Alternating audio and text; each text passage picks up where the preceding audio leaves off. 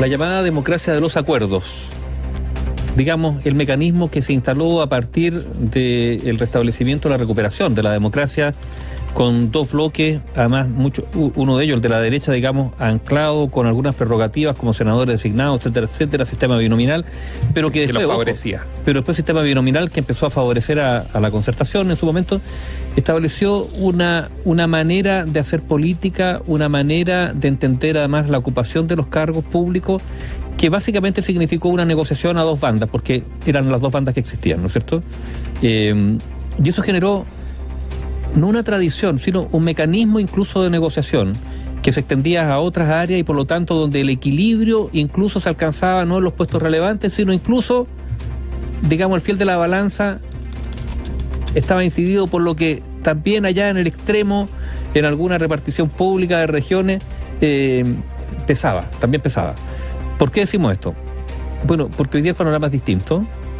Hay a lo menos, sí, dos grandes bloques, podríamos decir, oposición y gobierno, pero cada uno de ellos tiene subgrupos dentro de que además tienen muchos líos internos. Tiene subgrupos además que tienen un peso específico que hacen valer a la hora, por ejemplo, de constituir determinadas mayorías, y esto a cambio muchas veces de algo, porque claro, uno podrá decir, mira, mis parlamentarios son X, 5, 6 o 3, pero esos 3, digamos, pueden ser relevantes a la hora de una votación y por lo tanto esos 3 pueden exigir algo significativo. Y esto lo decimos, Néstor, porque tú tienes datos respecto a la gran cantidad de nombramientos que vienen en el futuro y que pasan por el Senado principalmente. Por el Senado y por lo tanto eso es por acuerdos políticos. Por negociaciones políticas, por acuerdos políticos. Sí. Solo les voy a contar, nunca desde el regreso a la democracia había ocurrido que en tan corto periodo el Senado, particularmente el Senado, tenga que definirse por nombramientos. Esto quiere decir que en un año, solo en un año, porque el último va a ser Juan Eduardo Fuentes, el actual presidente de la Corte Suprema, que termina su periodo no solo de la presidencia en el mes de enero próximo, sino que además se va a retirar en el 2024 porque cumple su mayoría de edad de los 75 años. ¿Cuál es el asunto? Es que solo en un año, incluyendo la actual que está en curso, 5 nominaciones que están directamente ligadas a la Corte Suprema. 4 de ellas son ministros de la Corte Suprema de Justicia y uno es la fiscal judicial o el fiscal judicial de la Corte Suprema. Todos estos nombres tienen que ser votados en el Congreso, pero tiene una particularidad, además, que estos 5 ministros integrantes de la Corte Suprema no son abogados, o sea, son de carrera, son jueces que han partido desde abajo, que han pasado por las cortes, por tribunales, por cortes de apelaciones. Tanto los abogados integrantes, no, nada de eso. No es de los externos, no es cupo de los externos, porque esos 5 cupos que recordemos se agregaron a fines de los 90 para tratar de darle una especie de paridad en cuanto al pensamiento de quienes estaban en la Corte Suprema. No se trata de eso, estos son de carrera, entonces eso también genera ¿cómo decirlo? Una presión mayor a los senadores para la elección. Pero a eso hay que sumar otra cosa. El 1 de diciembre termina el mandato de 8 años Jorge Bermúdez, actual Contralor General de la República. Y esto es importante para que usted lo sepa, porque usted va a ver las tensiones. Esto es evidente que van a haber tensiones para esos nombramientos, porque, como tú dices, Nivaldo, antes habían 2 bloques, era más fácil ponerse de acuerdo. Hoy día eso es mucho más complejo. Imagínense que para integrar a la Corte Suprema han puesto el nombre y lo han retirado, el de Jessica González. Entendemos que ahora se está buscando un nuevo acuerdo para volver con el nombre de Jessica González. Pero bueno, está eso, están los miembros del Consejo para la Transparencia, son 2, está las votaciones que tiene que hacer el Congreso para el INDH, director del INDH, está también el Tribunal Constitucional, es decir, es un paquete de nombres que tiene que pasar entre un consenso entre el Palacio de la Moneda y el Senado. Y la verdad que se ve muy, muy difícil. Yo les puedo decir desde ahora, hoy día estamos a 26 de julio, Contralor General de la República es un signo de interrogación. Se han hablado muchos nombres, aparentemente lo que le gustaría al presidente, esto es lo que uno entiende por cómo lo han planteado, se comenta es que sea una mujer, para quebrar. Cuando usted entra a la Contraloría, al piso donde está el Contralor, ahí están las fotos de todos los Contralores. Así como el MOP tiene las fotos de los nombres, de todo. Bueno, en la Contraloría están las fotos y son solo hombres. En la historia de la Contraloría no ha pasado ninguna mujer. Entonces lo que se busca, y esto es lo que se ha hablado por los pasillos de gobierno, es que haya una mujer. ¿Será Annely Salvo? ¿Será otra? ¿Será alguien desde adentro de la Contraloría? Surge, digamos, una duda respecto a ello, pero lo que se busca es una mujer que se instale oficialmente, digamos, como Contralora General de la República. A ver, decíamos, estamos en una situación política donde hay una gran atomización. Es que si no hay acuerdo, imagínense cómo se entrampan los procesos. Bueno, se entrampan y eso los procesos, tiene un costo para la ciudadanía. Pero además, esto obliga Es la función. A este gobierno a desempeñar una labor de búsqueda de acuerdo. Estará el ministro Elizalde a la cabeza probablemente en más de alguna de estas gestiones. Él conoce, él fue senador, fue presidente del Senado, conoce a los parlamentarios, tiene un plus. Pero, insisto, hoy día es más difícil que antes. Uno, porque hay una mayor polarización.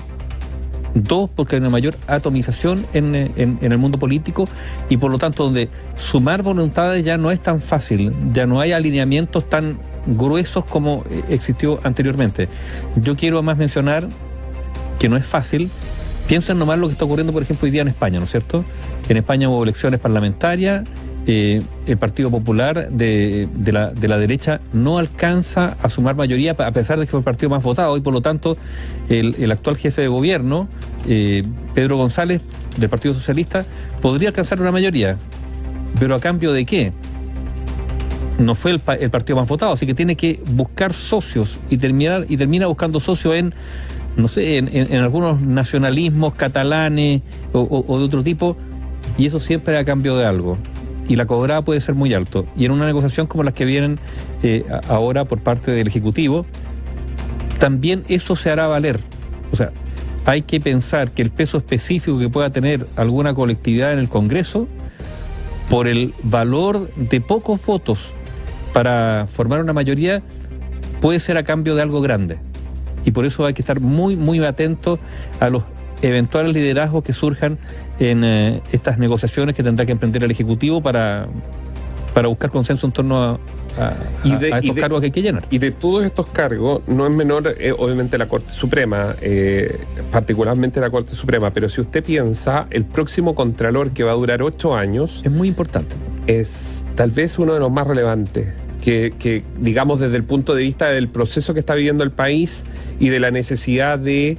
Y aquí hay una contradicción o una paradoja, porque en estos últimos días, reporteando esto, ahí entre los robos de los computadores, los casos Fundación y qué sé yo, uno pregunta así, ¿quién podría ser? ¿Hay algún nombre que tenga o algún tipo de consenso?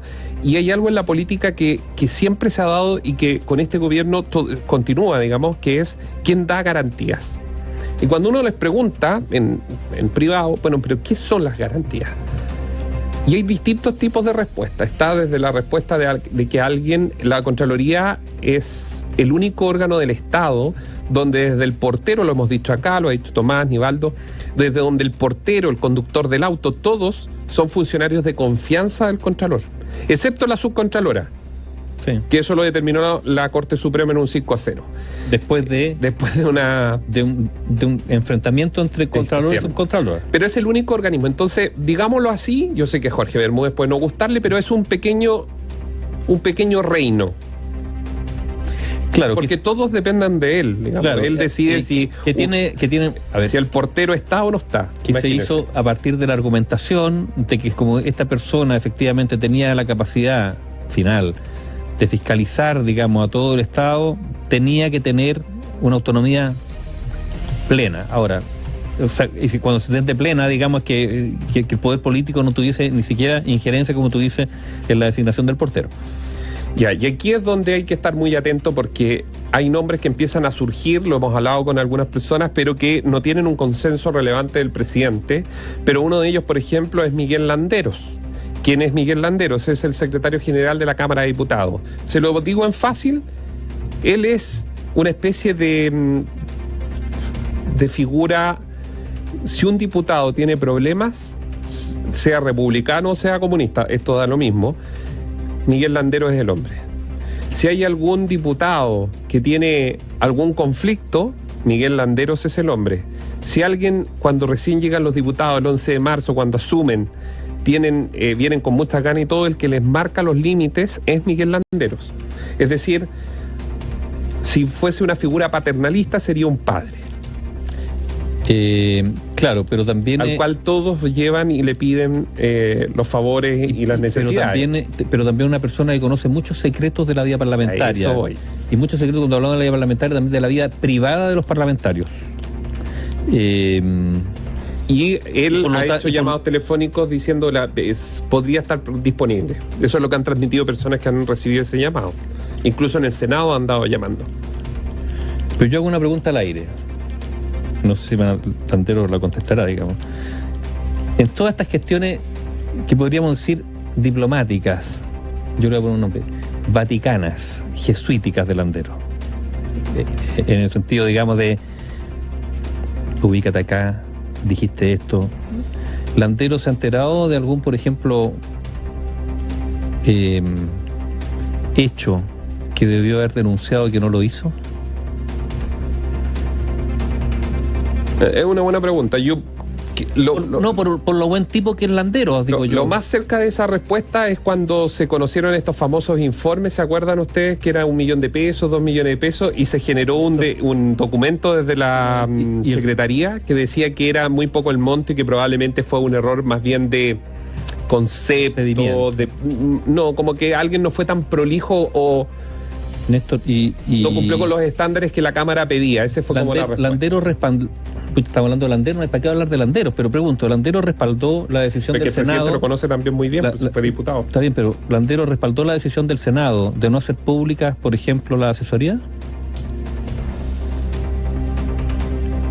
Eso es, yo sé que a Miguel Landeros no lo quieren tanto en el Senado. No, yo pregunto nomás. No tengo la respuesta, porque yo no dejo de recordar, es siempre bueno recordarlo, que el Senado se negó a hacer públicas sus asesorías. Yes. En una oprobiosa muestra de falta de transparencia. Eso hay que decirlo. A propósito de la plata ahora las fundaciones que van para acá, bueno, en algún momento el Senado dijo, no, mis asesores, yo no tengo por qué decir ni a quién le pagamos, ni cómo le pagamos, ni qué pagamos, porque ni siquiera vamos a mostrar qué informe nos entregan. A propósito de hoy día que se está persiguiendo, saber si efectivamente la plata que el Estado entrega a determinadas fundaciones terminan con la ejecución de algo que vale la pena o no. En muchas efectivamente vale la pena y se hace, no estamos diciendo que... Pero en algunas probablemente o quizás no. Bueno, el Senado, consenso total. No decir en qué se gastaba la plata de la asesoría, ni cómo se gastaba. Pero bueno, pero volviendo a lo original, porque no hemos desviado harto, hay un espacio de negociación. Y aquí se va a poner a prueba no solo la capacidad negociadora del gobierno, sino también de la oposición y de los partidos oficialistas. ¿Y cuál es el punto que queremos marcar, básicamente? Es marcar sobre la necesidad de llegar a acuerdos, porque cada uno de estos puntos, en los últimos 10 o incluso desde el primer gobierno de Michelle Bachelet, uno podría decir que empezó a empeorar las nominaciones. Soy responsable con lo que digo, porque cuando la presidenta Michelle Bachelet, el primer gobierno, envía a su abogado, Carlos Carmona, al Tribunal Constitucional, vino después el momento en que Sebastián Piñera, el 2012, también decide nombrar a su abogada a la Tribunal Constitucional. Entonces, cuando empiezan este tipo de nombramientos, empezó a debilitarse también la estructura, si ese es el tema. Entonces, el amigo de más allá, se empieza a dañar. Claro. A veces eso fue.